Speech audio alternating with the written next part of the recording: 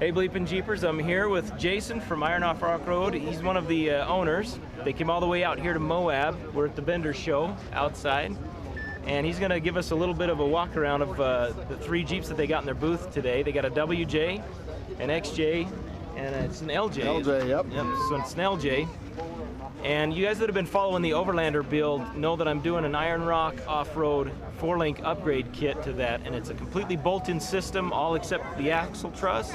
So we're going to show you that on the XJ here in just a second. Jason can kind of walk us through about how that system came about and what the advantages are of a 4-link. Sure. So let's walk over here. Let's go check out our XJ. Are you gonna put some stuff on along the edge like fiberglass?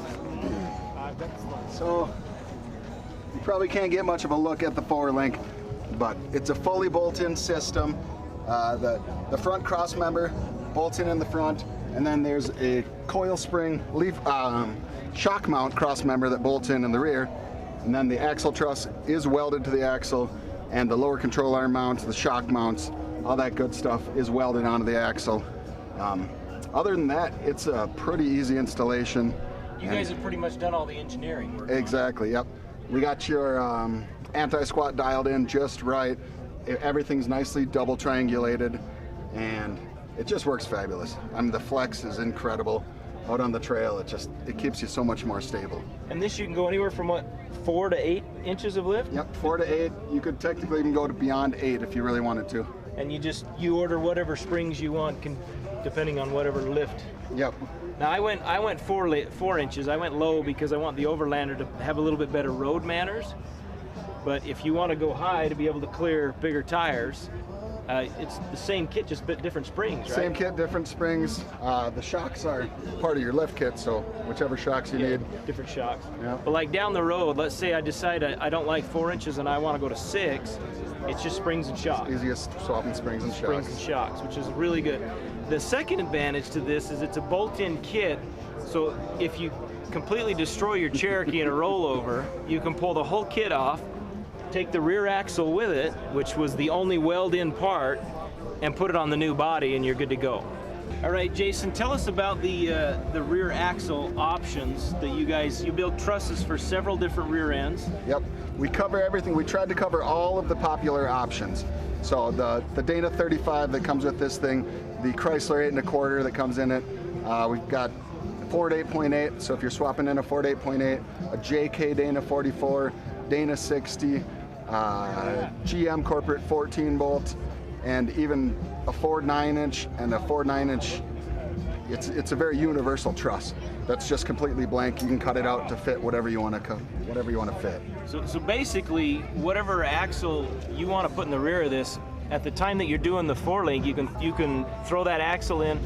The only part that's not universal is the truss. So you order the truss depending on what axle you're putting in, and then all of the rest of the 4-link system bolts up to that truss. So even if down the road you wanted to swap in a better rear axle, the only part that you have to reorder is the truss. All right, we're going to talk about the front end a little bit. Now this one is a little bit more heavily modified for rock use. It's got full hydro steering, not technically street legal in most states that I know of, but for our viewers, what do you do as far as the front end if we want to upgrade our suspension in the front end? For the typical XJ user, our latest and greatest is our new Rock Link. It's a 3-link long arm system, so it again comes with a fully bolt-in subframe. You just have to drill and tap a couple holes, and it's fully bolt-in on the subframe side, and then it's 3 suspension links, so that gives you just a ton of adjustability. Now if you're swapping in different axles, you've only got 3 links. You just need the 3 connection points on the axle, so it makes it super easy for axle swaps.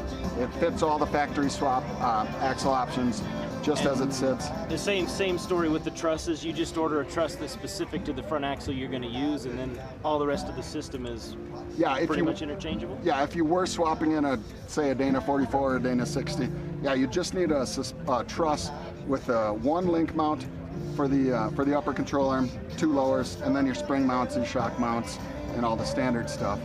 But it makes swapping axles really easy. Yeah. All right, BleepinJeepers. So that's it for the three link and the 4 link upgrade for the XJ. Hope you guys are having a great week in Moab. These guys have been doing some super awesome trails. If you look closely at these Jeeps, they've got scratches, dents. I mean, these guys legit come here and wheel their stuff. Not your typical show rigs. No, definitely not mall crawlers. These guys are here wheeling hard trails with the stuff that they've got here in their booth, which I think is pretty cool. So we wouldn't have it any other way. yeah. Thanks for watching. If you want more information on Iron Rock Offroad's products, tell them the website. www.ironrockoffroad.com. ironrockoffroad.com. Check out their website. They got some pretty awesome products on there. All right, we'll see you next time. See you on the trails. Thanks, Chase. Hey, thanks a lot. Appreciate it.